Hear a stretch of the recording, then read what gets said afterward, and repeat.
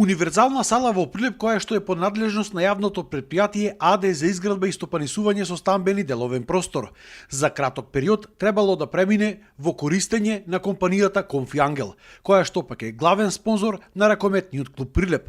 Според министерот за спорт Борко Ристовски, за да се избегнат бирократски процедури, наместо министерството, овие преговори ги водело самото јавно претпријатие. Но сепак, за да се пушти во употреба салата, била потребна реконструкција на една од трибините, која што ќе чинела околу 500.000 евра. Времето, ја не можам сега да се ставам во средина меѓу двајца кои преговараат. Тоа сепак е од една страна постои фабриката Конфи, од друга страна постои ПУИ кој што е на некој начин ополномоштен, задолжен од државата да ги прави тие преговори. Ја не можам да кажам за време, меѓутоа сигурен сум дека во интерес на двете страни што побрзо се заврши тој договор. До сега проблемот со таа сала е затоа што имаше проблеми од градежен аспект и не беше безбедна, тоест трибините не беа ставени, немаа добра статика и сигурен сум заради тоа и не беше во функција до сега.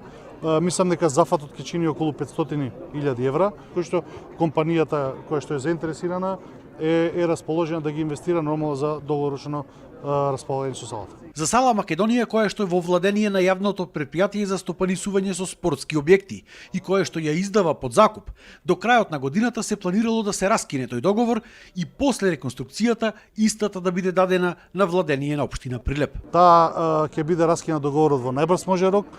Не го раскинуваме од причина во моментов, затоа што се уште немаме обезбедено буџет за реконструкција.